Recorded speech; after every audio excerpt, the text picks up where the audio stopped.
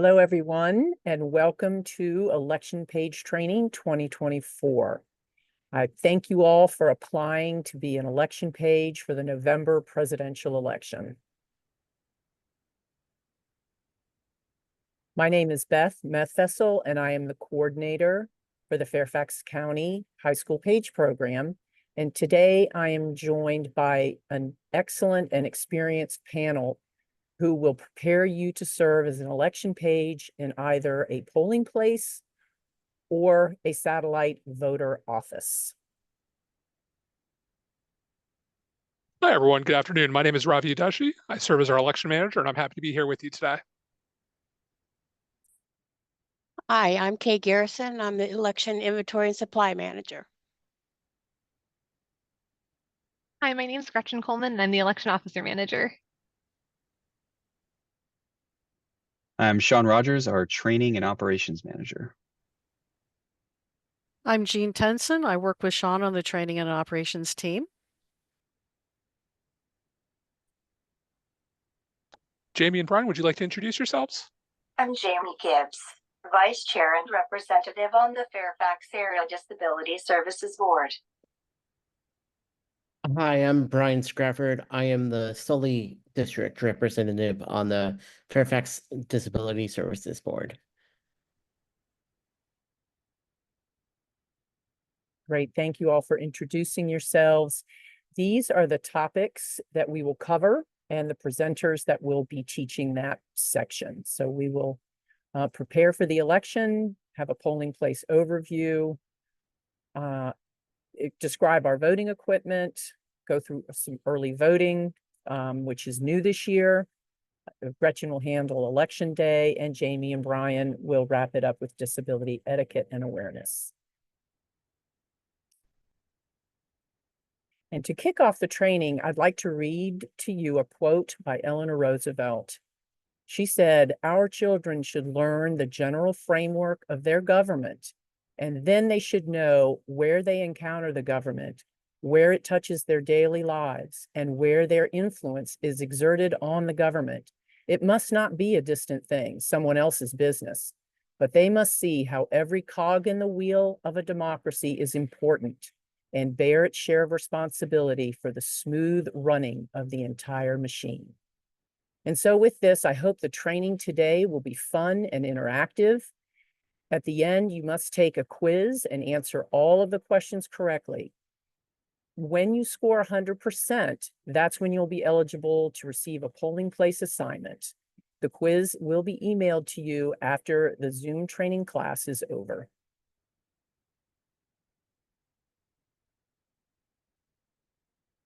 Did you know that if you are 16 years old, that you can pre-register to vote?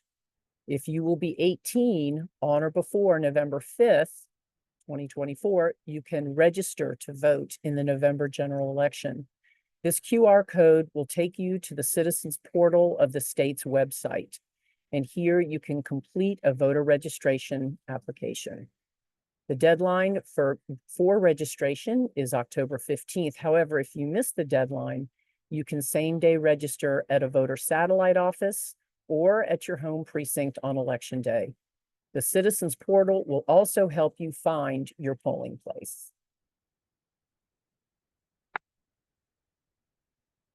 As an election page, and because you are an integral member of the election team, you will be taking an oath before you begin your assigned shift that supports the election officer code of conduct.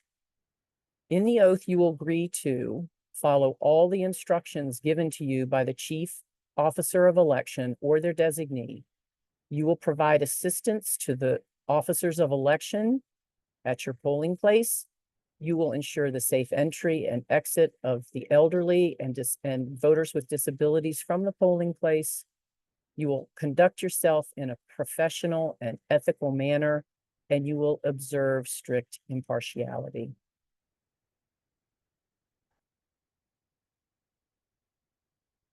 When you completed your page application, you chose whether you wanted to serve the early shift from 5 to 1 or the later shift from 12:30 to 8:30. New this year, we offered the opportunity to serve at an early voting satellite office on 4 weekend days, and several hundred of you indicated that you were interested. So we plan to assign 1 or perhaps 2 at each satellite location. This map shows Fairfax County, and the green pins show where your registration, your address when you registered for the program. And we broke the record this year with over 700 applications. You can see by the cluster of pins that many of you share the same home precinct. We plan to assign up to 2 pages for each shift, morning and afternoon. And so this does mean that most of you will not be serving in your home precinct on election day. However, the assignment team will do their very best to place you as close to your home precinct as possible.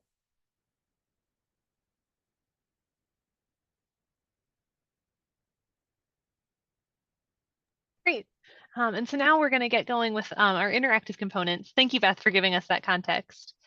And so now we'll use that app that we were looking at before. So if you go on your phone or other device to menti.com and use the code on the screen, or if it's easier, you can scan that QR code.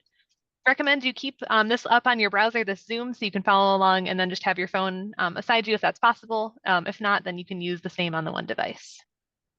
So I'll give you all just a couple seconds to get signed in, and then we'll go ahead and get started with some of our test questions to see how well you might know Fairfax County and know the election coming up. Great, so I will go ahead, and this code will stay up, so if you're not in yet, you're welcome to join in later. Great, so we're just gonna get started to kind of figure out who's in the room with us. So if you pull this up, enter in what school you go to, and you'll already see the results are starting to come up on the board. So you can see that there are a lot of schools in Fairfax County, and they're coming up on the board. The ones with multiple people at each one are showing up a little bit bigger.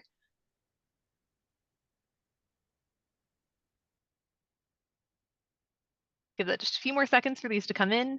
I'm seeing a question come in. If you need to create an account, no, you don't need to create an account to menti.com. You're just going to enter the code in here, and then you can join as a guest. That's the easiest way.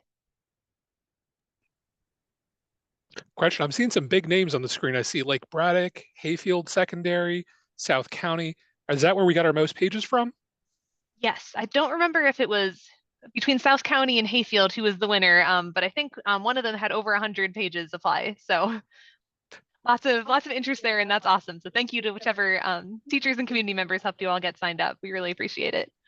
Right, I think Hayfield has the top amount of applicants, and there are 33 high schools that are participating this year. Well, I want to give a shout out to some of the smaller names we see on the screen. I think it's fantastic that we have individual students who have applied to be a page. Maybe you might be the only page from your school, or maybe there's a small group. And hopefully that means we can get you closer to your home for your assignment, if that's the case. So it looks like just about all of you have responded. We can see already just where all of our pages are coming from. So that's awesome. We're going to go ahead to our next question, which is more about you. So what motivated you to become a page? So we've got 5 options. I'm sure they all apply to all of you, but I ask you to pick your top 3 between service learning hours, being a part of the democratic process, learning more about elections, serving your community, or just because it sounded fun. See the results starting to come in across the screen.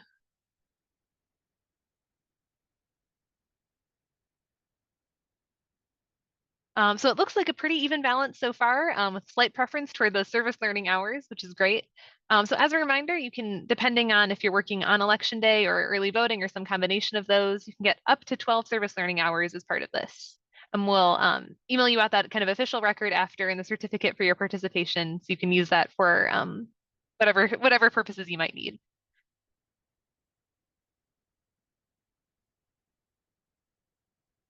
And then we'll go on to our next question. This one is now to test your knowledge of Fairfax County. So just take a guess, unless you already know, how many precincts we have in Fairfax County. So for those of you who might not know, precincts are the units in which people vote. So you get assigned to a different precinct based on where you live, and that is the polling place that you report to on election day. And we'll get into this more in a moment as well. There are some polling places that contain multiple precincts, depending on the geography of the area and the buildings we had around that could serve well as a polling place.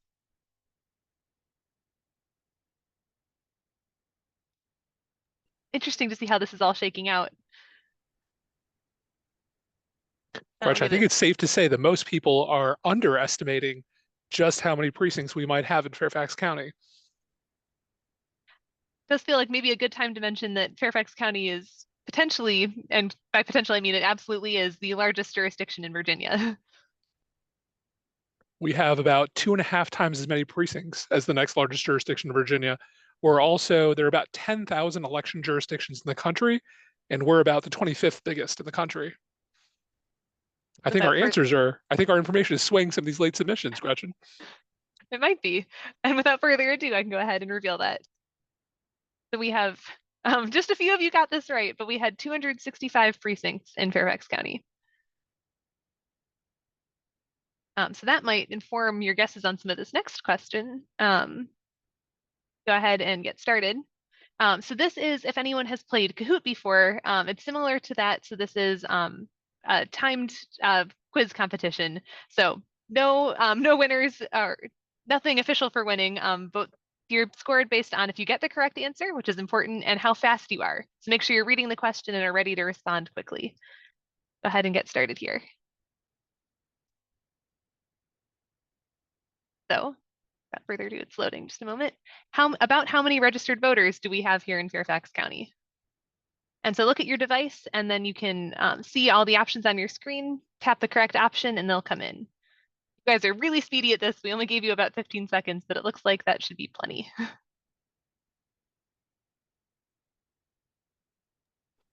Gretchen, I'm so curious to see the distribution. How many voters do all of our students think we have?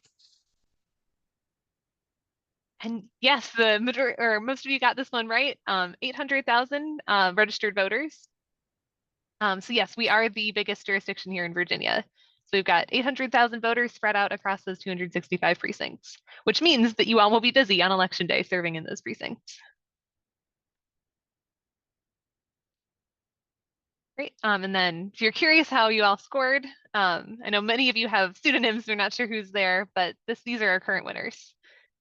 And we'll have many more of these questions coming up, so stay tuned and make sure you're paying attention so you can get up on that scoreboard as well. Great. And then with that, we're going to pass it over to Kay, who's going to tell you a little bit more about how to get prepared for this election. Hi. I'm going to tell you first what to wear.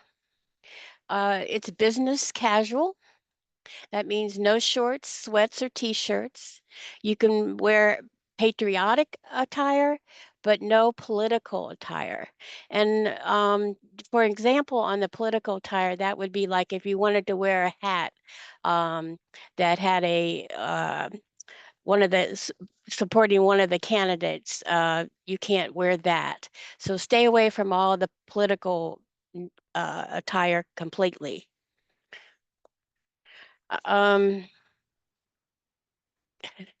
What to bring? You need to bring your food, snacks, drinks, medicines. Sometimes it's cold in the places, so you want to bring a sweater or something to have, because a lot of places are going to be chilly. If you go outside and help the curbside voters, you'll need to bring a jacket or sweater. And if it's raining, you might want to bring a raincoat or an umbrella, just so you'll have that too.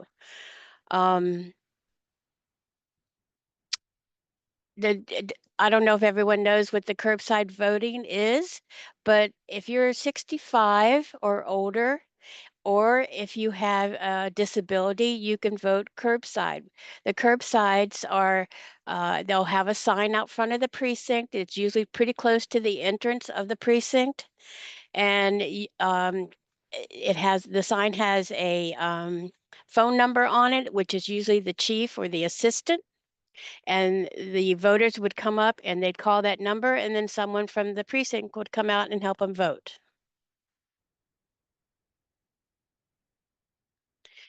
To begin your shift, you need to check in with the chief election officer. He'll have you sign the oath and you'll need to get your badge and everything from them, and you'll make sure that he'll probably tell you different directions on what he wants you or she wants you to do first, and that's where you'll start.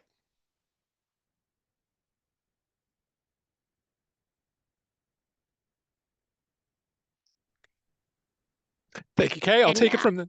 Oh, I'm sorry. oh, Go ahead. and now it goes to Robbie, who's going to tell you about polling place overview.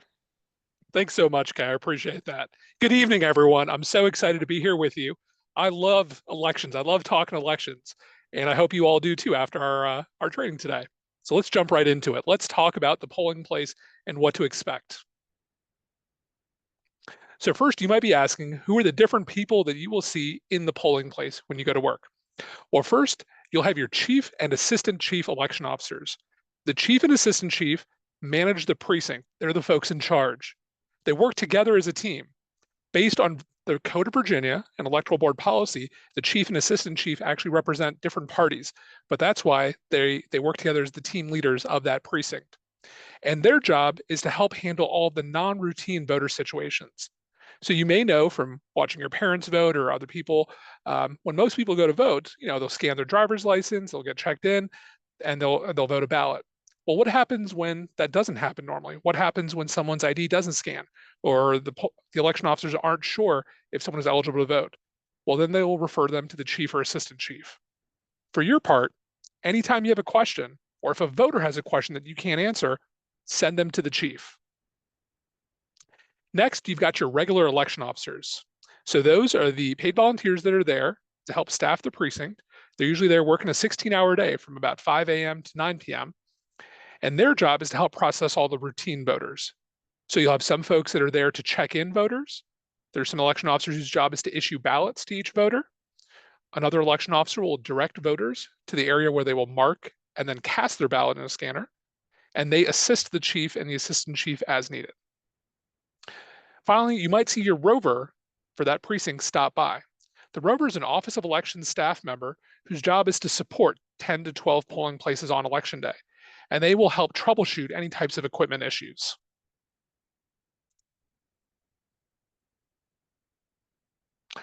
Now, some of the election officers will have specialized roles. Who are these folks? First, you'll have individuals known as provisional specialists. The provisional specialists help voters who have to do a provisional ballot. That might occur when a voter needs to do a same-day registration. That was a new law that was introduced in Virginia a few years ago. So as Beth mentioned, if you're not registered already on election day, or if a voter isn't, pardon me, then they can do a same-day registration if they didn't meet that regular registration deadline. And so the provisional specialists will help process those same-day registrations and provisional voters. And those individuals receive additional training before election day. Next, we have what are known as language officers. So these are election officers who throughout the day, they perform all the regular duties that any other election officer would. But they've been assessed for their language skills, and they can assist voters in that language. And that language is usually Spanish, Vietnamese, or Korean. The reason that's important is that we are actually required by federal law to provide ballots, forms, and signs in 4 languages: English, Spanish, Vietnamese, and Korean. And as an additional service for voters, we like to offer language officers in precincts where we know there are a lot of voters who may speak that language as their primary language. Finally, there are 2 officers in each precinct known as the collector officers. These individuals also perform all the regular duties during the day. But shortly after the polls close at 7 o'clock, their job is to take the USB thumb drives from the ballot scanners, leave the polling place, and drive those to the Office of Elections. That helps us tabulate the votes on election night in the fastest and most accurate manner possible. There are some other individuals that you might see visiting your precinct. First, we have a 3-member electoral board. The Fairfax County Electoral Board is the group of individuals who oversees the election process in Fairfax, Virginia, and they oversee our office. You may have candidates who are on the ballot visit your polling place, and they're allowed to be there for a reasonable period of time to vote their own ballot. We have individuals sometimes known as poll watchers, but the official term in the Virginia Code is authorized representatives. These are individuals who represent a candidate or party that is on the ballot. They have to sign an authorization letter and provide that to the chief election officer. So if someone shows up and says, hey, I'm an authorized representative or I'm a poll watcher, please direct them to the chief officer. You may have campaign workers. These are folks who work for a party or campaign. They have to be outside the polling place distributing their materials. You may have press. Members of the press may want to come take photos and interview people. Again, send all of those folks to the chief election officer. There are different laws and regulations that govern what is and is not permissible. And finally, you may have authorized representatives. These could be international delegations that want to come and see the polling process here in Virginia and Fairfax County specifically. It could also just be us as office staff. When there's time, we in the office, we like to try and visit polling places to see how things are going and to check on things. So you may see any one of these visitors at your polling place.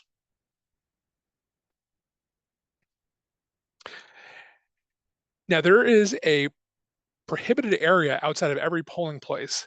It extends for 40 feet from the primary entrance used for voting. And in this prohibited area, there are certain activities that are restricted. There's no campaigning, there's no loitering, there's no soliciting. Things like bake sales are not permitted in this area. So in general, within 40 feet of the door to the building, these activities are not allowed. And again, that's 40 feet from the building entrance, not the voting room entrance. So if you see something there that perhaps is not permitted, yell your favorite word, chief, and let the chief officer know. Finally, here's a sample layout of what a voting room might look like. So the voting room is oriented in a clockwise fashion. So let's start at the bottom. You have an individual known as the greeter. That election officer stands near the entrance and near an absentee ballot drop box. So if a voter comes in and just needs to drop off their absentee ballot, they can drop it in the drop box and leave without standing in the long line that may be there for other voting. Voters will then move their way to the check-in table, and they'll be checked in using an electronic poll book, which my colleague Sean will explain a little bit more in a moment. Then they'll move to the ballot table. That's where they would be issued a ballot. They walk over then in the top right corner to the voting tables with the privacy booths. They can stand or they can sit and mark their ballot. And then they move to the scanners, the DS200s at the bottom. There's also an option to use what's known as an express vote. It's a ballot marking device, and I'll let Sean explain that in a moment. But this is the general layout of the voting room. There's a number of different stations and functions that are all occurring at the same time, and the job of the election officers and you as the high school pages is to help process voters in an orderly and efficient fashion through their voting room while enabling every voter their constitutional right to vote. Sean? Thanks, Ravi. After having walked around the room a bit and taken a look at all of the stations that are in the voting room and in the polling place, I'm going to drill down a little bit on the equipment that you'll find at each station and talk a little bit more about them. So we'll start off with the poll pad. As Ravi talked about, that's at the check-in station. And as he mentioned, this is sometimes called also an electronic poll book. Now, what is a poll book, you might be asking? I'm not sure if that's a term you may have heard before. Essentially, that's a list of voters. So this is the list of voters who may be coming in to vote in your precinct, and it also contains information for every registered voter in Fairfax County. So we keep those up to date with the most up-to-date information, and voters who are eligible to vote in the precinct will come in they'll go through the greeter and they'll arrive at the check-in station where they'll present their ID. The election officer will look them up on the the poll pad. Importantly, you as an election page would not be able to operate the poll pad. This would be an election officer, but they'll look them up on the poll pad. And if they find that they're a routine voter, they will check their information. The voter will give their name and address, and the election officer will check that they are a registered voter on the poll pad, confirm their information, repeat back their name, and then officially check them in to vote to make sure that they have their credit for having voted in this election. So they'll make sure that they are good to go and give them a ballot permit card to take on over to the ballot table to exchange for an actual ballot to mark. Once they have that ballot, as we're going clockwise through that voting room, we'll then go over to the voting booths. At the voting booths is pretty simply what it is, right? It's a booth that provides secrecy, a space for someone to mark their ballot. So we all have a right to a secret ballot, and at the voting booth, the voter will take a pen and fill in the ovals next to the candidate or contests of their choice, much like you would on a Scantron test. The ballot will, for whatever the contests are that they're voting on, The voter will make their selections, fill in the ovals next to whoever they want in the secrecy of these voting booths, and then make their way on over to the DS200 ballot scanner.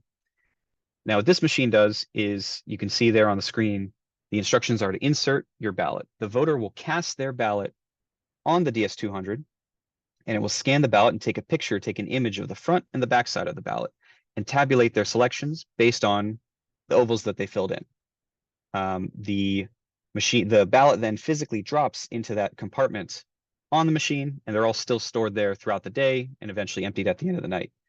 As Ravi mentioned, the collector officers, not to jump ahead a little bit, but the collector officers will take the USB thumb drives out of this machine and bring them back to our office so we can start reporting the results of the election. These machines also print out a physical tape that tells you, or that goes over what those results are, and election officers will take a lot of time, or take a little bit of time, reconciling and making sure and signing to attest to everything that happened with the DS200s. Another thing I want to mention is that, similar to the poll pads, election pages unfortunately can't supervise the use of the DS200s since it's a piece of voting equipment here. But it's important to, provide space in the area and make sure that voters are able to make it to the DS200 to cast their ballot, because we really want to make sure that they get it into the machine after having been given their ballot, filling it out, and making their way throughout the room. Another piece of equipment that I'll mention outside of the check-in devices and the ballot scanner is the admin tablet, or the administrative tablet. This is essentially a communication and reference tablet for the chief election officer, and then there's another one in the precinct for use as well. This has a lot of reference material for certain things that election officers are going to need to be looking up throughout the day. So, say, information about addresses in Fairfax County, if we need to look up information to help out voters, reference material like Virginia laws, lists of precincts in Fairfax County, tools to help out with certain pieces of paperwork or report incidents to us, places to report certain information about certain voters, and importantly, turnout surveys. So that is something that you as an election page can do at 9 a.m., noon, 3, and 5. We ask for the turnout across the county so we know how things are going. We have our finger on the pulse and we can see what turnout's looking like, and we can get that reported out to the public, and also see if we need to run out any additional supplies or equipment. So that's 4 times a day. There'll probably be an alarm that your chief will set to go off, and assign that to someone, and that is something you can do. So that is one more piece of equipment. And then the last thing in the polling, or the last piece of equipment that I'll talk about, is the express vote, which Ravi alluded to just a few minutes ago. This is essentially this is an ADA compliant accessible ballot marking device. And what that means is, essentially, you can think of it like a big pen, right? Once the voter gets checked in to vote, instead of being issued a ballot to fill out the ovals to mark their selections, instead they would insert a blank card, and this machine would allow them to vote using the touch screen or the touch pad to mark their selections. This provides options for voters who may have trouble with filling out the ovals, or who just want to use this device. And it has several accessibility options to make things a little bit easier for whosoever needs or wants to use those. So things like changing the brightness, changing the contrast, changing the text size. It also reads out the ballots for perhaps voters with visual impairments, and that can read it out and display in all 4 languages that we have here in Fairfax County, which is English, Spanish, Korean, and Vietnamese. Once the voter goes through the entire ballot using this device to make their selections, it will print the ballot for them, and then they have a ballot that's just as good as any other ballot that they would have gotten, or just as good as the ballot that they would have filled out by pen, right? It still has to make it on over to the DS200 ballot scanner, which should be nearby, and then once it's inserted and they've cast their ballot, then they're good to go. And yeah, anybody can use the express vote, but it is there for as an ADA compliant device. And I think we're going to talk about early voting a little bit in a moment here, but I think we have a knowledge check first. Gretchen, right? Yes, thanks, Sean. So if everyone wants to pull out their phone and devices again and get started on our next round of knowledge checks. There we go. So if you want to get back into menti.com, the code is up there, and I believe Ravi's put it in the chat as well. Looks like you all are about ready. Give you just a couple of seconds to get signed back in. And hopefully we can dethrone ET from first place. Let's see. Okay, you're all welcome to keep joining. We're going to go ahead and get started with this next question and see how closely you all were paying attention. So which activity is allowed within 40 feet of a polling place? You may need to scroll to the end to see all of the options, so keep that in mind. You guys are really fast, so you might not even take this whole 20 seconds we've allotted you. But just a few more seconds to get wrapped up. And let's see the results. Excellent. Yes, so none of these activities are allowed within 40 feet of a polling place. That is 40 feet, as remember, is the prohibited area. So bake sales, campaigning, political signs, loudspeakers, all of those are considered things that are not allowed within that prohibited area. See how you guys did.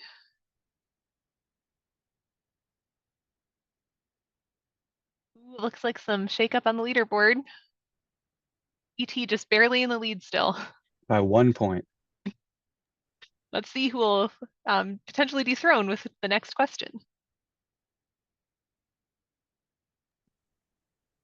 And our next question is, on which machine do voters cast their ballot?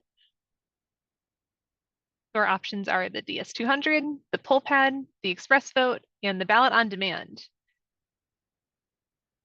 which is one that we have not talked about yet, but we will get more into when we get into our early voting section, which is a hint for our next upcoming questions. But yes, you guys blew that one away as well. The DS200 scanner is where voters ultimately cast their ballot. Let's see what that did to our leaderboard. We've got, it looks like Sean wanted ET has been dethroned. This is where we reveal that ET may or may not have been one of our office staff members. So I'm glad to see that our pages are now beating us. Great job, everyone. the office staff may have gone through this a couple times in testing, so they might have a slightly unfair advantage, in addition to doing this day in and day out. So let's give a shout out to Isabella, who's in the leaderboard right now. Nice. And great job to everyone who got this question right. And I believe there's one more for this section, and then we'll get on a couple questions after that. And our question is, which machine is used only for early voting? This one is one we will get into later, so this will test if you guys know this ahead of time. I may have hinted to this one a little bit earlier, but we'll get more into what this machine that is used only for early voting means later on.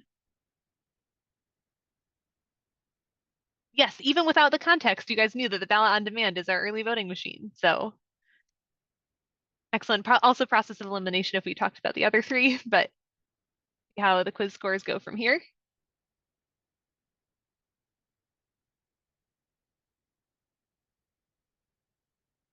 Now James in the lead. Excellent. Great. And then without further ado, we'll get into more what that means with early voting. So I'll turn it over to Ravi to talk a little bit more about early voting. Thank you, Gretchen. My colleague Florence Brown is our deputy registrar for early voting. Unfortunately, she's dealing with an early voting issue because we've got early voting going on already. So let's talk a little about early voting, and you might understand why Flo is pretty busy today.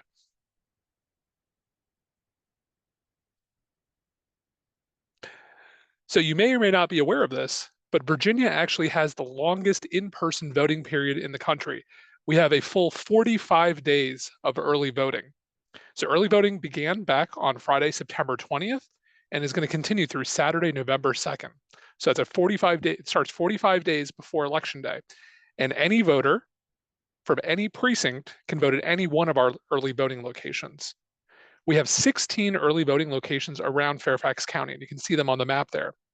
3 of those locations, the Fairfax County Government Center, the Mount Vernon Government Center, and the North County Government Center, the ones with stars on the map, those locations are open for all 45 days of early voting. The other locations on the map, the ones with the red pins, are our additional 13 locations that open during the final 16 or so days of voting. Again, anyone can vote at any one of these locations. Our early voting turnout so far this election has been incredible. We had almost 4 times as many voters vote on our first day of early voting this year than we did 4 years ago. Now, it's a bit of an apples to oranges comparison because 4 years ago, we only had one location open for 45 days. But over the last 4 years, since early voting was introduced in Virginia, no excuse early voting, more and more people have chosen to vote early when they have the opportunity to do so. And so we wanted to provide as many opportunities for folks to do that. You know, we take no position on how an individual may choose to vote. They can vote early in person, they can vote absentee by mail, or they can vote on election day. But we do want to make sure we have the right resources available for that. But just in general, we've seen a lot more folks choosing to vote before election day. And we might, in this election, see more people choose to vote before election day than on election day. We'll see. Now, as I said, any voter in the county can vote at any early voting location. That's a little bit different than on election day, because on election day, registered voters have to vote at their assigned polling place. So again, early voting, anyone can vote at any location. Election day, voters have to vote at their assigned location. At our early voting locations, as you may have surmised from process of elimination, there's an additional piece of equipment that we use. It's those large blue things you see in front of you, which are ballot on demand printers. Inside that large cabinet, there's a touchscreen device and there's a printer. And what happens is when a voter is checked in to vote on a poll pad, the ballot on demand printer is connected to that device and prints out the correct ballot for that voter. There are more than 800 ballot styles in use for this election because every precinct gets a unique ballot style. And then even within that, there's a few different ballot styles depending on a voter's circumstances. As you can imagine, it can be fairly difficult if the election officers had to sift through 800 possible ballots to find the right one for each voter. So one of the ways that we provide a service to our voters, and in an effort to be as efficient as possible, is we use ballot on demand printers to print the right ballot. So if you're a page that's assigned to an early voting location, this is something you'll be able to see. Now, to clarify, those 800 ballot styles, they're fairly similar, but it depends on where the voter lives in the county. For example, if they live in the 8th congressional district or the 10th congressional district or the 11th congressional district, they might have a different ballot because they'll be voting on the US House representative for that contest. Now, one other interesting fact to share is that at our early voting locations, one of the things we try to optimize for is how much equipment do we need? How many election officers do we need? And what we've actually done this year is use line length modeling software from MIT to determine the right number of check-in stations and the right number of voting booths for each site.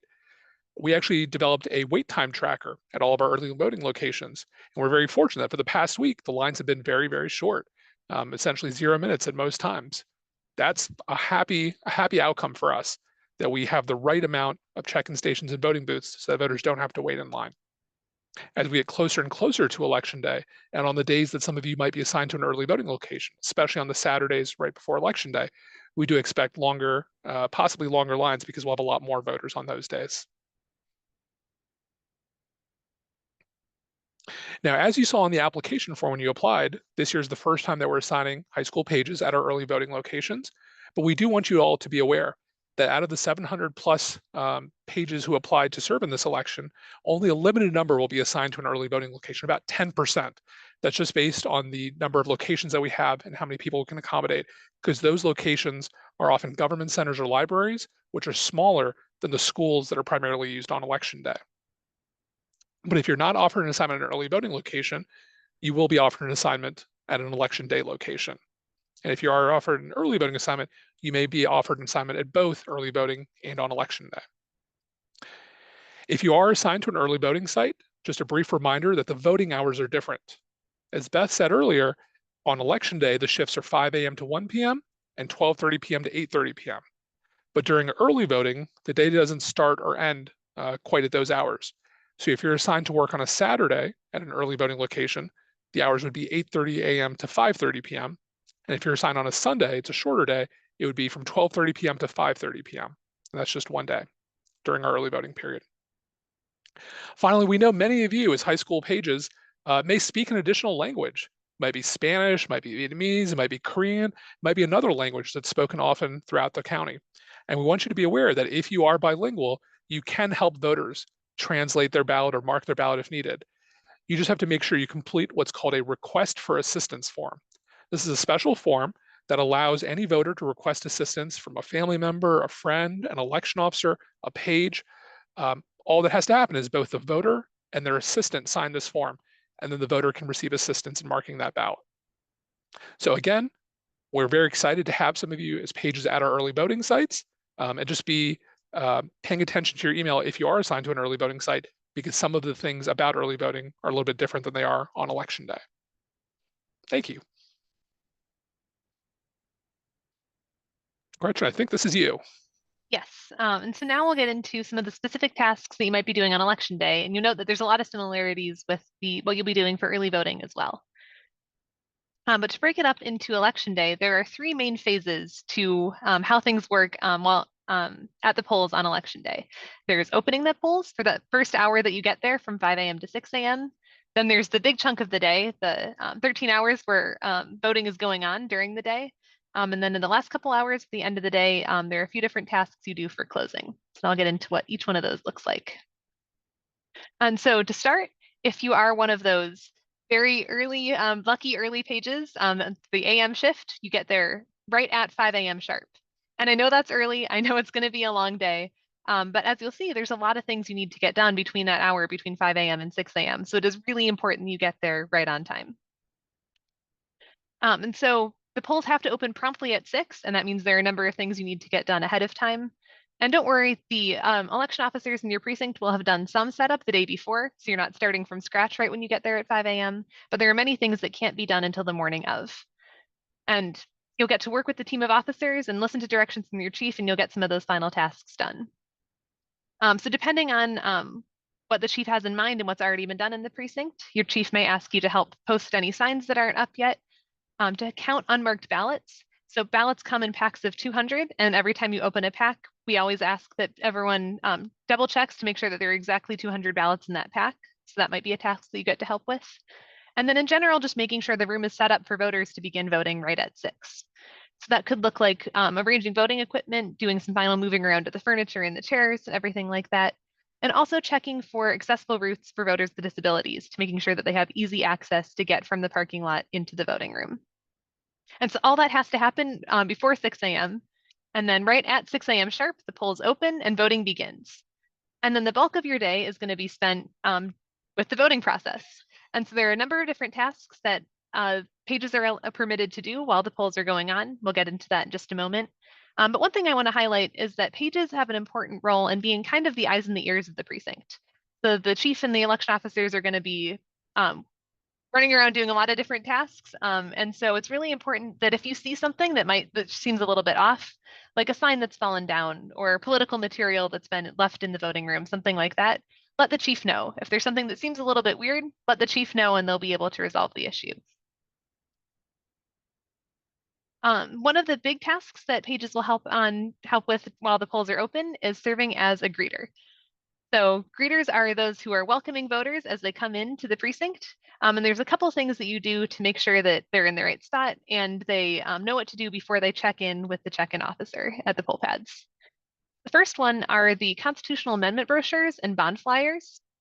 So you all know that this is the presidential election coming up, so the president is on the ballot, but there's a number of things on the ballot as well, including a proposed amendment to the Virginia Constitution and some bond flyers, so about spending money in Fairfax County.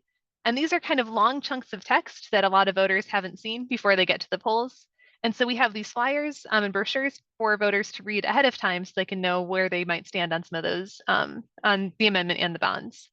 So you can hand these materials over to the voters. They'll be able to read them and kind of know how they're going to vote before they get there. You'll distribute the brochures and bond flyers and collect them back before they get to the check-in station. The next thing would be to tell voters to have their ID ready.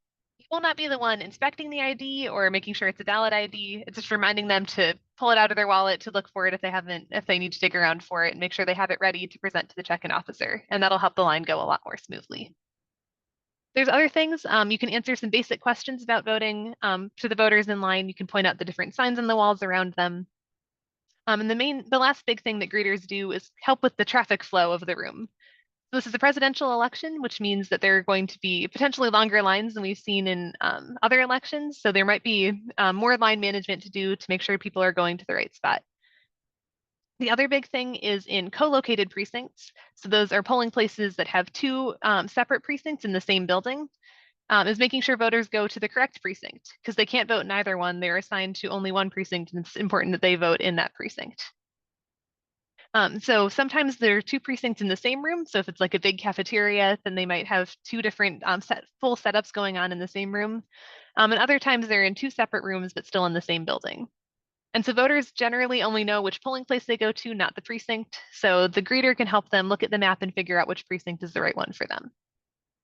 And so the page is often the friendly face welcoming voters into the precinct as a greeter. Some other tasks they may perform, we've already talked a lot about this a little bit with early voting, but if you are bilingual, you can offer your assistance necessary on election day as well. The next thing is assisting seniors and voters with disabilities, and our colleagues at the Disability Services Board will get into that in much more depth in just a moment. The other things we talked about, counting the unmarked, unvoted ballots, checking the voting signs throughout the day. And the last big task is this voter count worksheet, which you see here on the right of the screen. So this is a worksheet to make sure that everything is going smoothly and that all the procedures are being followed appropriately on election day. And so there's two big things that you'll be doing at these timed increments throughout the day.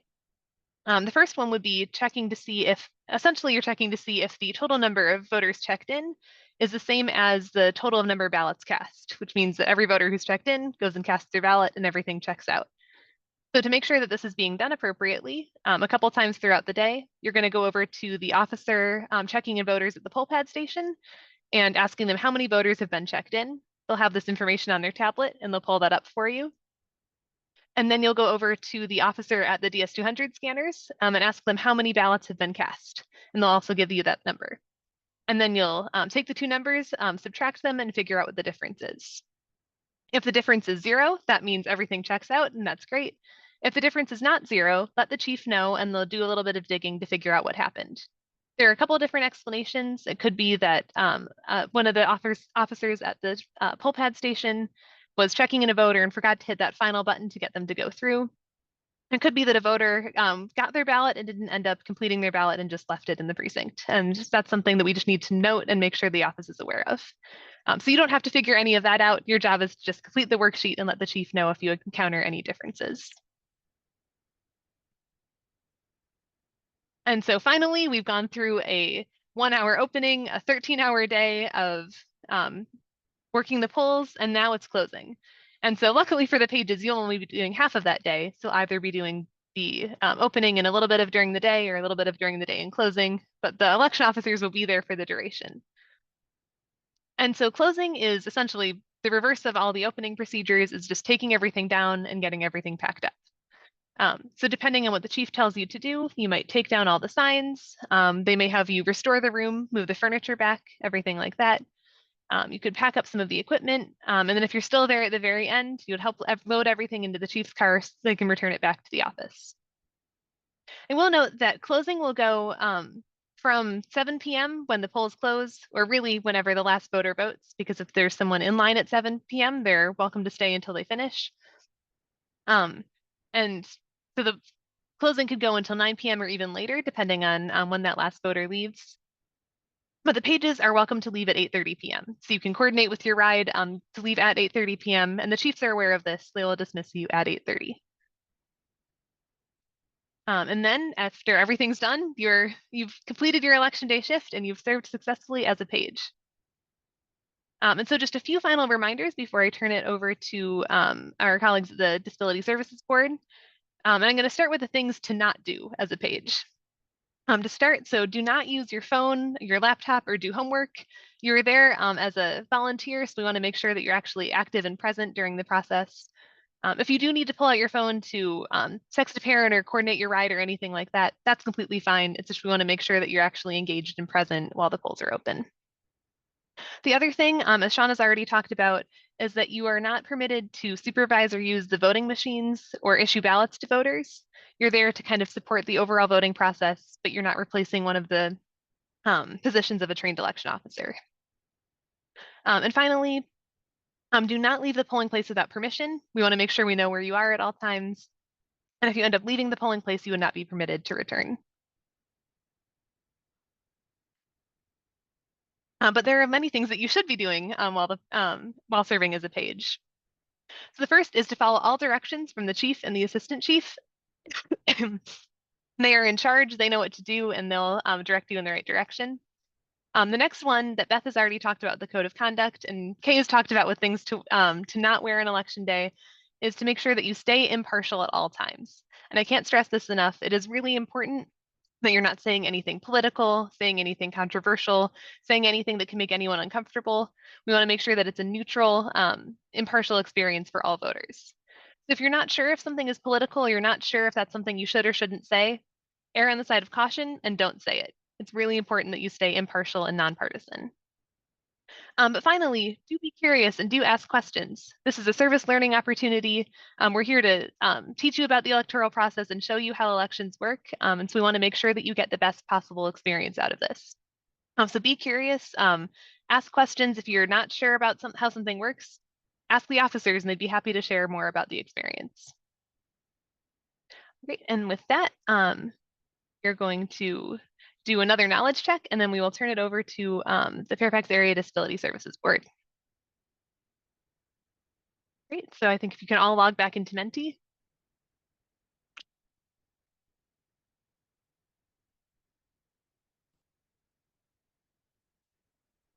I'll give you a couple more seconds, and then we'll get started with our next question.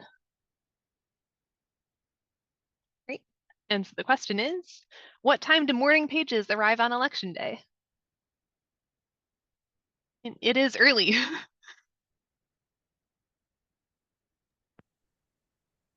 Gretchen, I think if someone gets this question wrong, perhaps we need to assign them as a PM page. That's what I'm thinking. But I'm confident, I was about to say, I'm confident we're about to get 100% right answers, but very close. The vast majority of you know 5 a.m. sharp. That's the time to arrive for election day. Make sure that you get everything done before the polls open at 6. And if you do arrive significantly late, like at 6 a.m. or 7 p.m., you may not be allowed to serve your shift. So do make sure you're there on time. Looks like some shuffling going on a little bit. Henry in the lead. Gretchen, is that Gretchen on the leaderboard you, or is that just an enthusiastic Gretchen from our high school pages? I think someone with impeccable taste in names. That is not me. It looks like whoever Peelings is got it first on that one. So good job to them.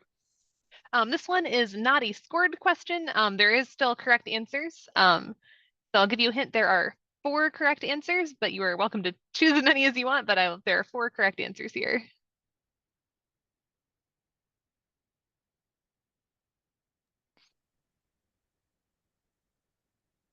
As someone who used to take my time answering quizzes and tests in high school, I think this is one case where someone kind of gets an advantage if they waited a little bit here.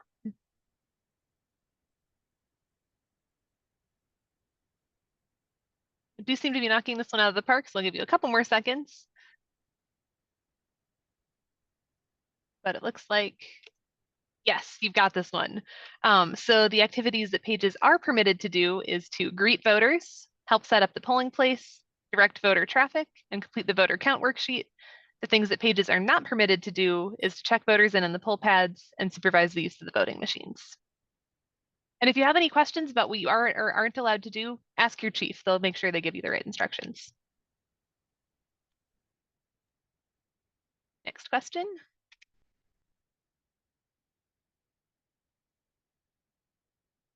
What is the purpose of the voter count worksheet? And I might caution you to read carefully before you answer.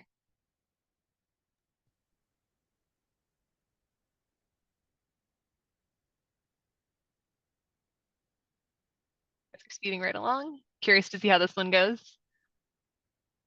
This is a bit of a tricky one, just like the form itself on election day, right? It takes, once you see it on election day, you'll get an idea. But yes, yeah, you guys got this one as well, which is very reassuring. So you're comparing the number of voter check-ins with the number of ballots cast and making sure that those reconcile. So Gretchen, can we take a moment just to emphasize here, when they're doing the voter count worksheet, you don't count the number of voters in line that are checking in to vote.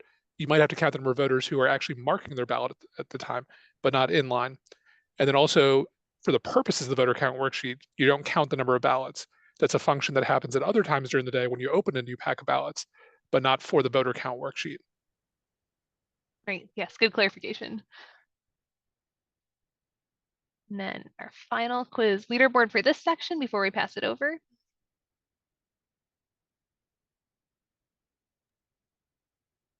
I think Isabella back in the lead. And Ella fastest on that question. Great. And then with that, I will turn it over to Jamie and Brian to talk about interacting with voters with disabilities.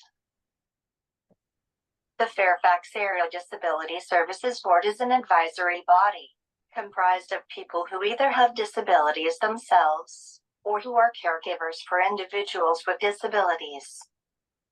The Disability Services Board represents residents with physical and sensory disabilities in Fairfax County, Fairfax City, and the City of Falls Church. We work to include people with disabilities into mainstream community life, partly by educating people about disability policy and barriers to community mainstreaming. We also advocate for the rights of people with disabilities. And we are currently working on an initiative to increase voting accessibility and awareness around voting accessibility. So I think we'll go to the next slide now. And according to the World Health Organization, 1 in 4 Americans have either a visible or an invisible disability. And when it comes to Fairfax County, there are 1.1 million residents, and about 92,000 or 8% of the county's residents have a disability. And about 10% of those 92 folks with a disability, 92,000 folks with a disability are over the age of 65. And something that's unique about the people with disabilities is the minority group of people with disabilities is the only minority group that we can all find ourselves part of at some point in our lives. And this could be due to an accident, the act of aging, or if you're like me, in my case, I'm an amputee and I lost my leg in my 30s as a result of an infection. And most importantly, regardless of disability, equal access is a civil right that we need to respect. And so we'll go to the next slide. One of the most important things to keep in mind when interacting with people with disabilities is to use person-first language. We're going to go over examples in more detail in a moment, but disability-first language is saying a disabled person versus person-first language, which is saying a person with a disability. The reason why person-first language is important is because disability-first language draws attention to their limitations and weaknesses, while person-first language focuses on the person instead of their disability. Disability-first language also defines the person as their disability, where people-first language focuses on their ability and not their disability. Disability-first language also draws attention to stereotype, while person-first language draws attention to the unique individual. No disability affects two people in the exact same way. For example, one person with cerebral palsy may be able to communicate verbally in a clear manner, while another person with cerebral palsy might use a communication device. Same disability, but two different abilities. Next slide, please. Here are some examples of person-first language. Instead of saying blind person, say person who is blind.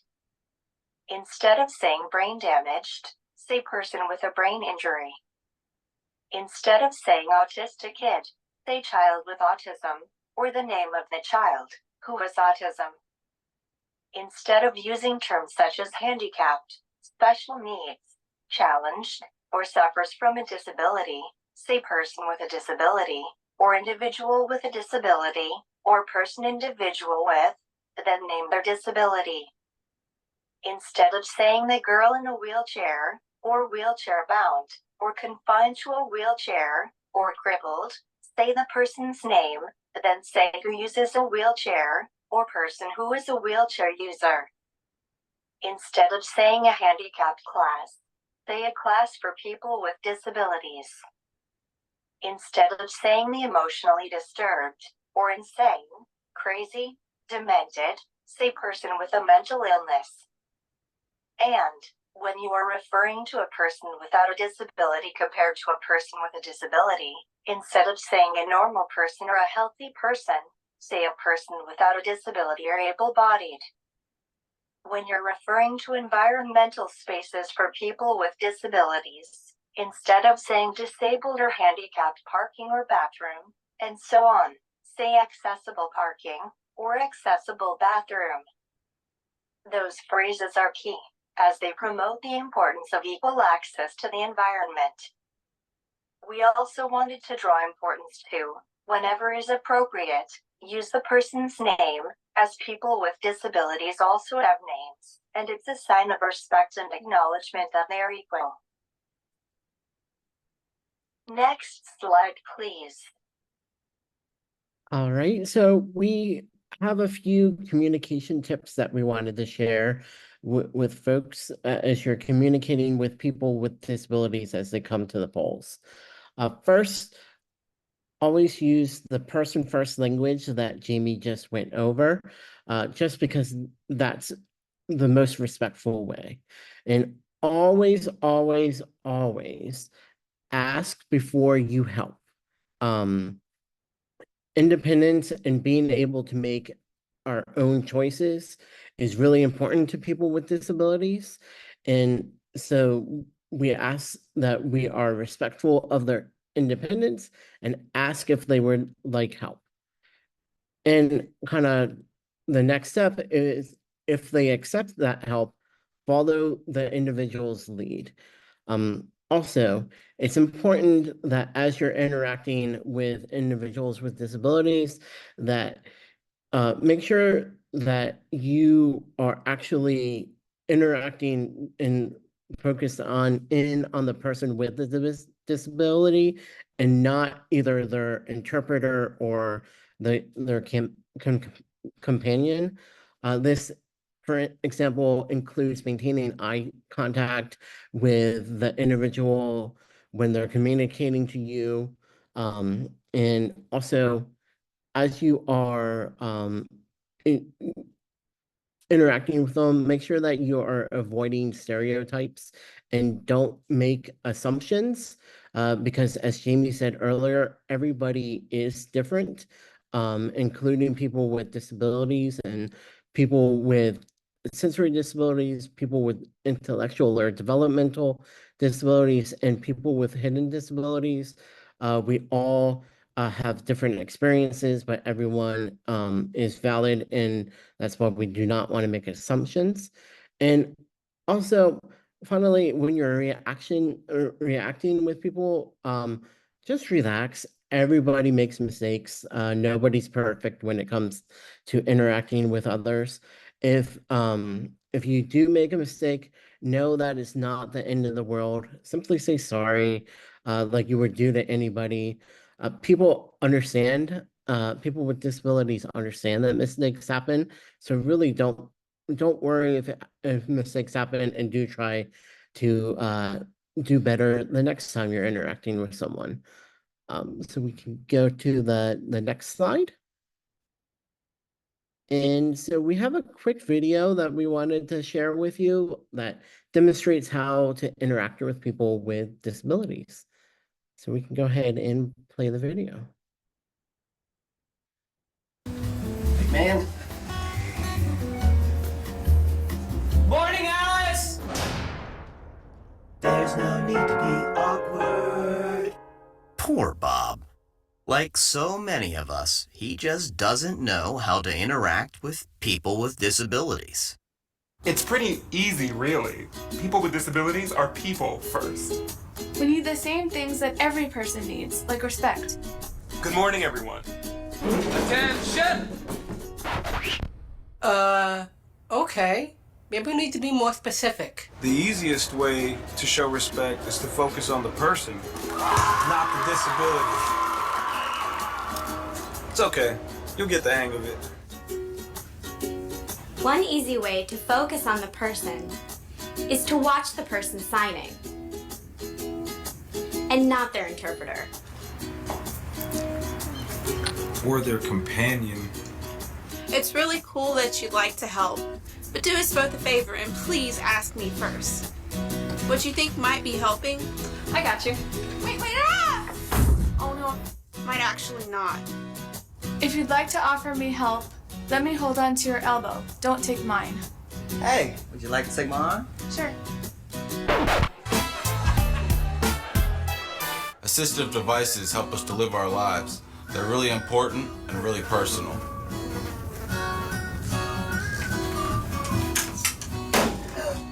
Grabbing them only makes it weird for everyone. What? Please only touch our devices and service animals if we've given you permission. And don't take it personally if I ask you not to.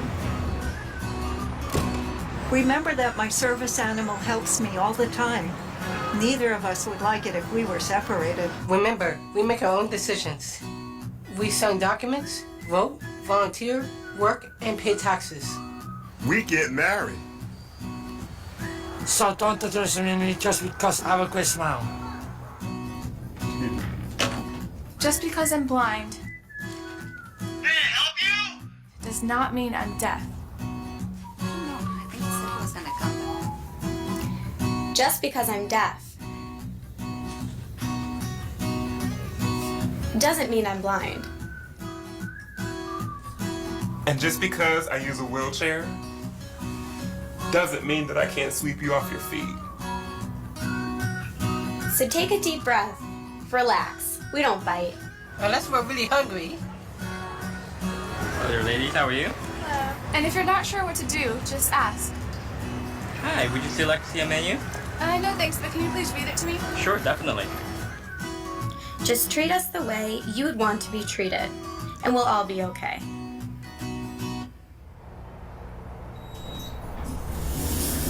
Good morning. Good morning. Morning, Alice. Morning. Awkward no more. Nice job, Bob. Go forth and be human. There's no need to be awkward. So to really kind of sum up what the video was saying and what Jamie and I have been saying, it's just interact with people with disabilities in the same way that you would interact with anybody else. And so we go to the next slide, please. 5 things that we want you to remember are: people with disabilities are entitled equal access to vote. It's always important to see the person and not his or her disability. It is okay to ask if an individual needs assistance, and if they accept assistance, then follow their lead. And remember that disabilities are a natural part of life. Next slide, please.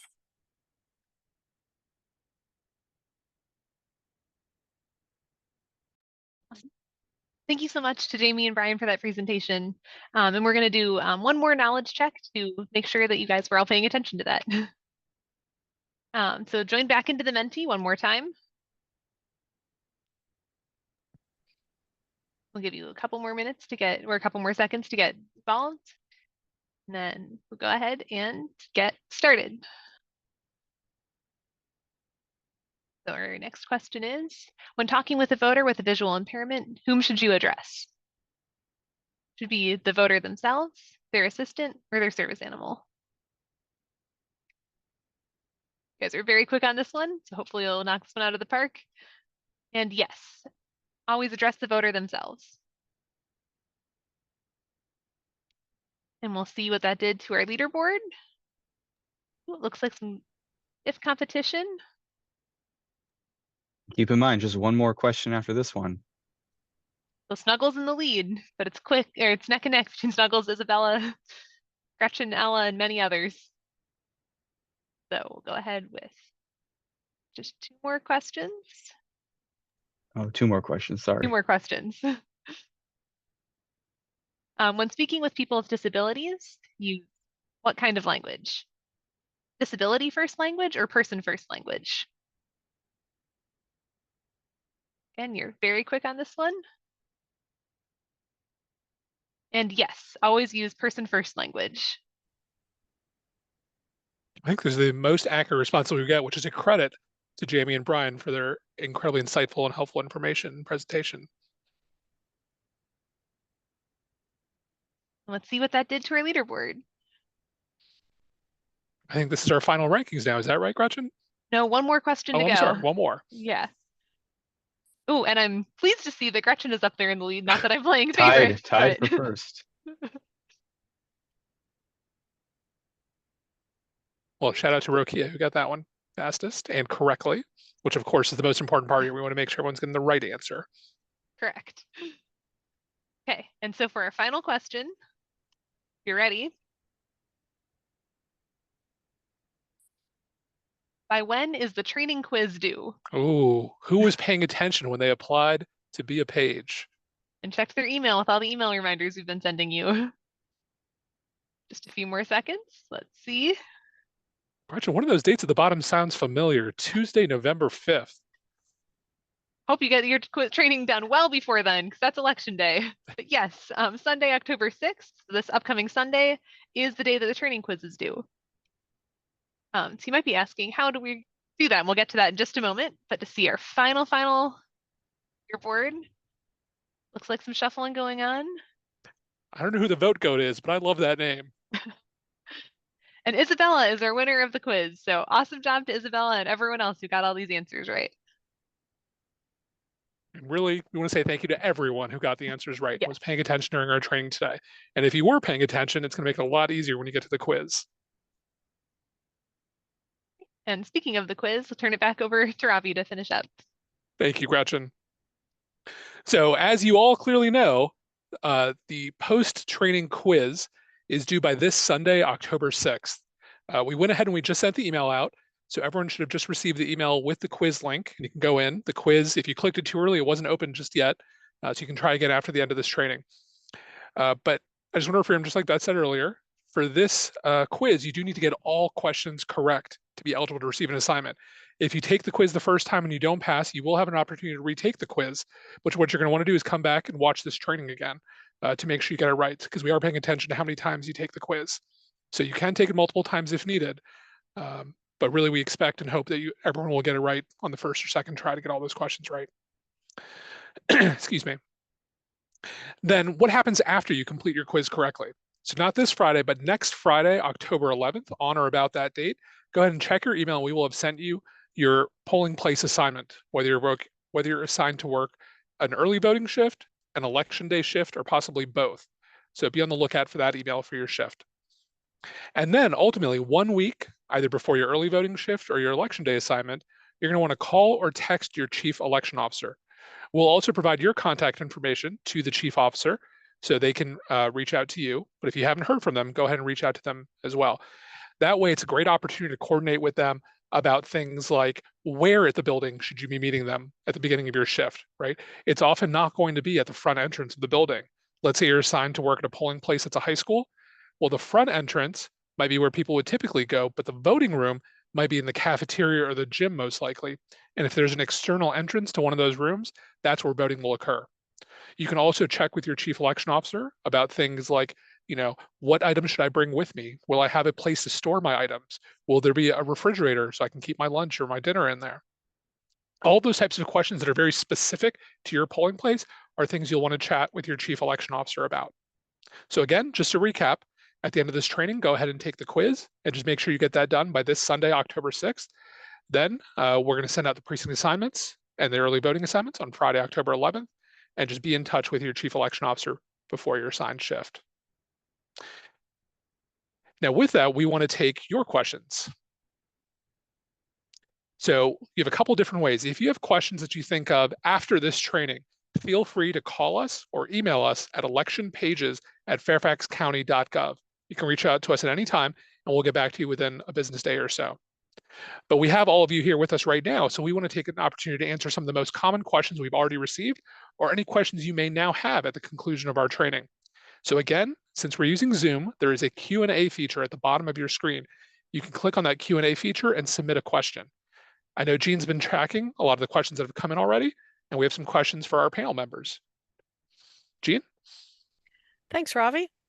One of the most common questions, probably the top question, were lots of questions about what to wear. Business casual is kind of a new concept for some of you.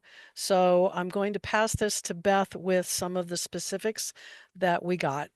People are asking about jeans, cargo pants, sweatshirts, sweatpants, t-shirts, sneakers, and golf attire. Can you shed a little, and shoes? Okay, thank you, Jean. Yes, I was seeing a lot of questions regarding attire. Business attire, or business casual, which is what we recommend and really would like you to wear, is an outfit that you would wear to an interview. So if you were going, or you were going on a college admissions trip, would you wear a sweatshirt? Would you wear sweatpants? Would you wear a t-shirt? Probably not. So use that standard when you consider what outfit you want that you're selecting for your election assignment. I would say sneakers are probably okay. You're going to be on your feet. I think that that's fine if you want to wear tennis shoes. We got a lot of questions about hoodies, and those really are like sweatshirts. I know they can fit well. I would prefer, or like to see a sweater or a jacket. That's just a better choice when it comes to business casual. Remember, you are representing your school as well on election day or at an early voting site. You're also representing a part of the election team. So please consider that when you're making your choices for what to wear. Beth, I just want to clarify. I believe you said, correct me if I'm wrong, a sweater is okay, but a sweatshirt or a hoodie would probably not be. Is that correct? I would say that's right. I guess maybe, if you did go on when I say college admission, I'm talking about going into a talk to somebody at a college, not just walking around and having a look at it. You probably wouldn't choose to wear a hoodie in that situation. And if it's okay, Beth, I might just add, it's okay if someone might want to bring a sweatshirt with them, especially if they're going outside to help a curbside voter or if the room is cold. But generally speaking, it wouldn't be something you would be wearing throughout the day in the room. Is that right? Right. Perfect. Thanks, Beth. We've got a lot of questions about the quiz and what the mechanics of that are. I'm going to pass this to Gretchen. People would like to know if they can take the quiz more than once and if the quiz will be timed. Thanks, Jean. So the quiz will not be timed, so you're welcome to take as long as you need to take it. You're welcome to open up the quiz, come back and rewatch sections of this training. It's a good tip to make sure that you're getting all the content down. But we encourage you to put a lot of thought into taking it the first time. So if you don't get 100% the first time, that's okay. You can retake it, but we want to make sure that you get that material down eventually. So please, if you don't get it 100% the first time, come back, review the material, and then take it again. Thanks, Gretchen.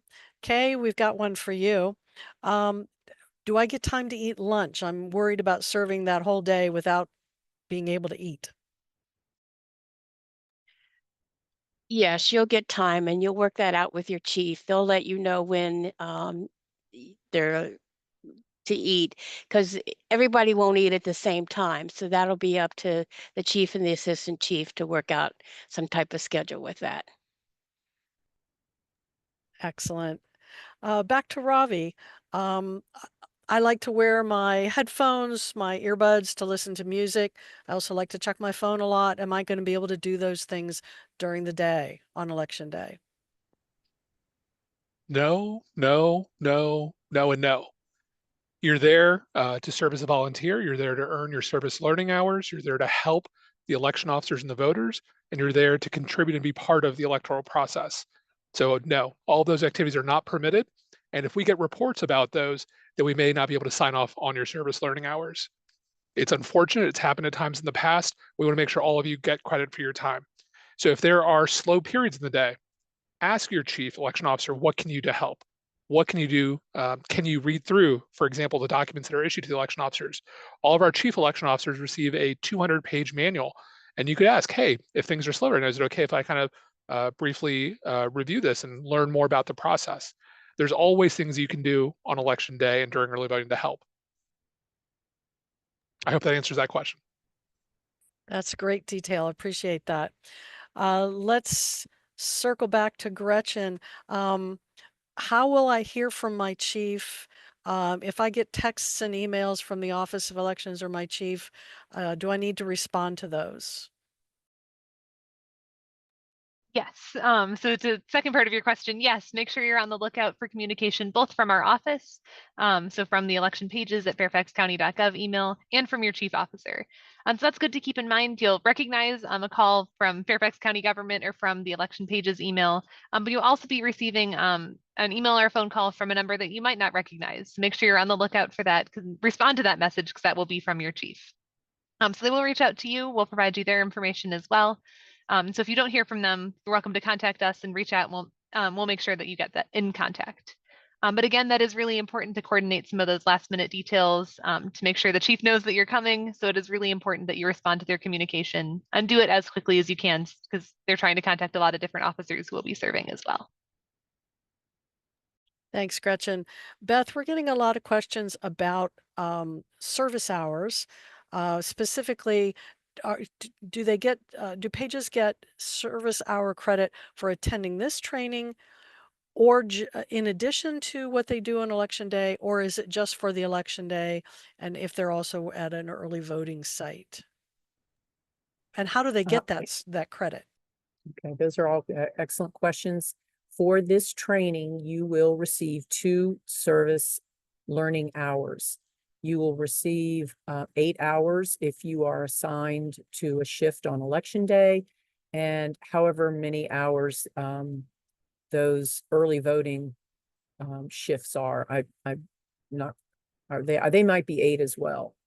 Since it's new, I'm not right up on how long those shifts are, but you will receive credit for the hours that you spend completing your assignment. The best, a lot of you use that X2 vol, that's completely fine.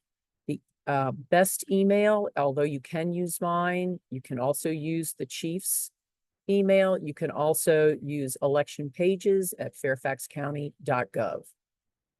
So that is how you would verify your hours, by sending an email to one of those email addresses.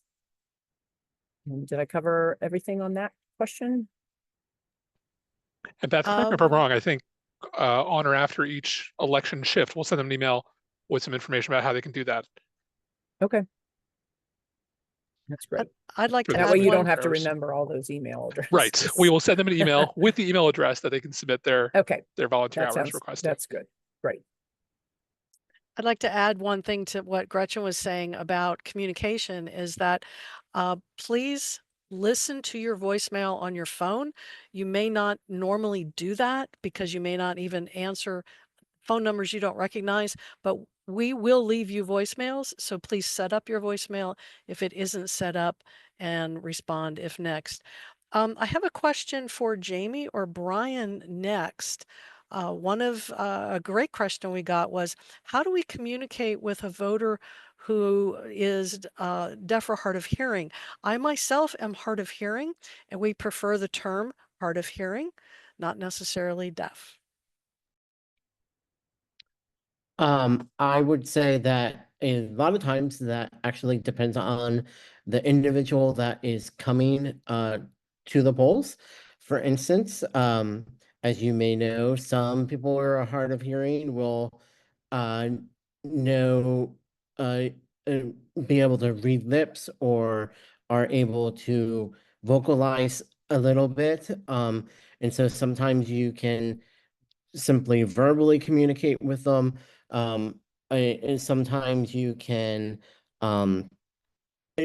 sometimes they'll have an ASL interpreter there with them. And so if they have an ASL interpreter,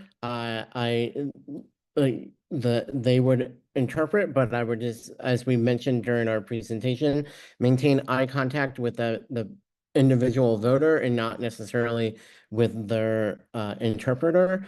And then also sometimes a lot of people actually will use like a notepad where you can write notes. I think the easiest way to find out which method works best for them is simply say, first ask if you can be helpful, and then follow their lead on whatever help they are saying they can use. I don't know if Jamie, if you have other recommendations. No. We're coming up with another question here. Just one moment. Jamie, I saw a question that just came in. Someone asked, what has your voting experience been like?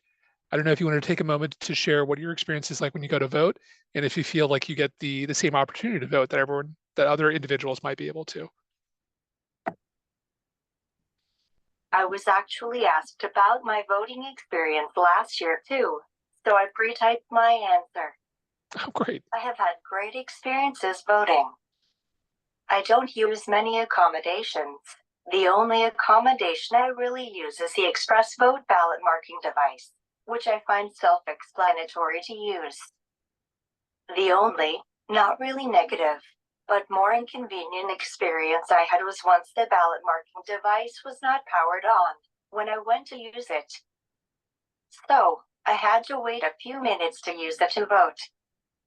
I know it seems like it's only a few minutes, big deal, and I could spare that few minutes of my time, but it's not fair how I had to wait longer after I got my ballot, when I could have just grabbed a pen and voted without having to wait. If I were in a rush, which voters can be, to get back to work, then those few minutes could be an unnecessary waste, when the ballot marking device could have been turned on and ready to go when I got there. It only goes to show how important it is to be ready for voters.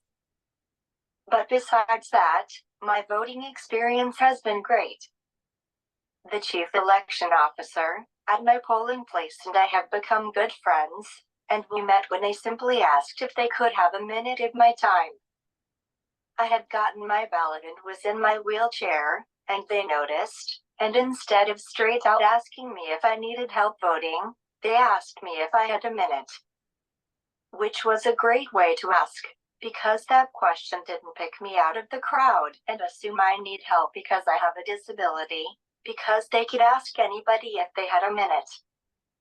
Asking if I needed help voting would have been fine for me, but it's like, they asked me if I need help, but are asking nobody else? Which, if that was the conversation starter, there may be some people that may feel singled out, even though that's not the intention. So that's my experience voting. Sorry that was a long answer to the question, but I guess the two takeaways from my experience are the importance of being ready for voters, and it's always okay to ask, as we stated. At the same time, be mindful of different strategies and questions that could be asked to start the conversation. I'll actually point out that, so I know you can't see this on Zoom, but so I am I part of my leg is amputated, so but I am actually a prime example of a person with a disability who, for the overwhelming majority of times when I go to vote, I don't need any assistance. And all that I need is to be mindful of, if I'm using my prosthetic, of my balance, or if I'm using my wheelchair, I might just kind of have to manipulate my wheelchair in a certain way around the route.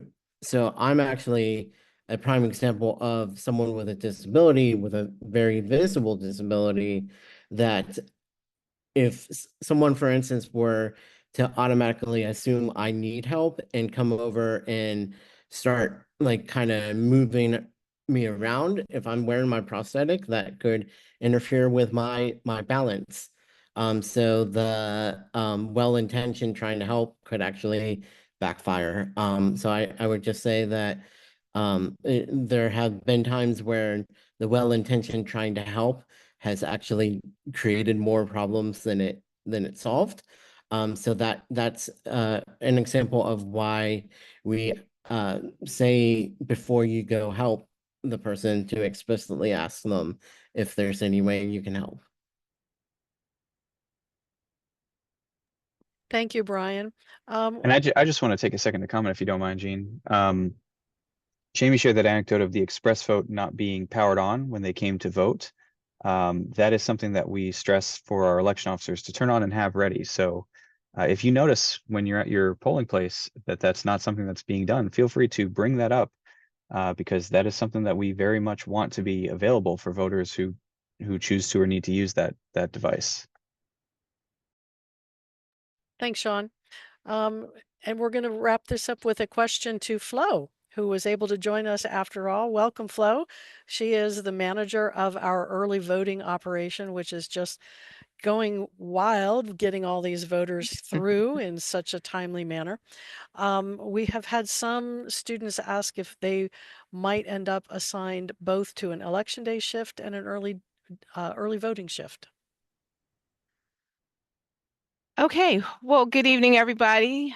Sorry I'm late. I was running around, as everybody mentioned. We're really looking forward to having all of the high school pages join us at early voting. This is a first for us, so we're really looking forward to it, and it's excited to have you there. Yes, the answer to that question, as far as pages being allowed to work at early voting and at a precinct, the answer is yes, you can do both. We have shorter hours at early voting compared to election day at the precinct. So some of you might work more than one day, but we're very excited to have you all aboard. And any questions you have, I can certainly answer. Well, I think the biggest question is that I saw coming in. So separate from the fact that I think you're the hardest working person in the elections business, making sure all of our early voting is going smoothly, is just what has that early voting experience been like so far? We've been open a little over 10 days now. And is there any information you want to share from that so far? Well, some of you might have caught us on the news about 2 weeks ago when we opened our 45-day satellites. So we have 3 locations open currently. Lines have not been as long as they were back in 2020 when we were on the front page of the New York Times. So we're pretty proud of that. So far, after about 8 days of voting, we have seen 23,297 people across the 3 locations. And we're going to open 13 more locations in 2 weeks, which you guys already know about. So I know that there's a lot of interest out there. As a matter of fact, while I was downstairs, about 10 people came by after we had closed, ready to vote. So I just had to tell them, come on back and see us tomorrow. So it's been pretty busy, and people have been moving through pretty quickly. So we're excited. It's looking pretty good. And I'm probably not the hardest working person. It's probably you, Ravi. I wish, trust me. I see it from distance. I know you take that crown. Jean, do we have any other questions before we wrap up here? Yes, we do. We have a lot of students who are putting in, as we speak, trying to get credit for the for this training. And the system that they're using is asking for a person's name. So Beth, could you tell everybody what name they should put into that system? Yes, I would put my name in. So, and I'm trying to think of the best way to do that. Because my last name is kind of hard to spell. So, what about using election pages? Election is the first name and pages is the second name, if the system will take it. Okay. That sounds fine too. And we will make sure that we give you credit for the training. Speaking of credit for the training, I just wanted to chime in. So obviously we sent our email a few minutes ago with the training quiz, and some of you I've seen have already taken it and passed it, which is great. That means you were paying attention during our training today. I also see there's some people here who've taken it 5 times, 7 times, 9 times already. We know who you are. We can see it's associated with your account. Let's just say we're going to take that into consideration as we do the precinct assignments and the early voting assignments. We're looking for folks who have been paying attention during this training, who aren't just guessing on the quiz. So before you take the quiz, make sure you've watched this video, you understand the material. If you need to go back and rewind it, you can do that in the recording. So, Beth, do you have any final words for all of our wonderful high school pages? There we go. I'm very thrilled to be part of this program. I've been the coordinator of it for, well, I guess since 2016, but I have been involved in the program since, oh gosh, I'm going to date myself, but it's been a couple of decades now.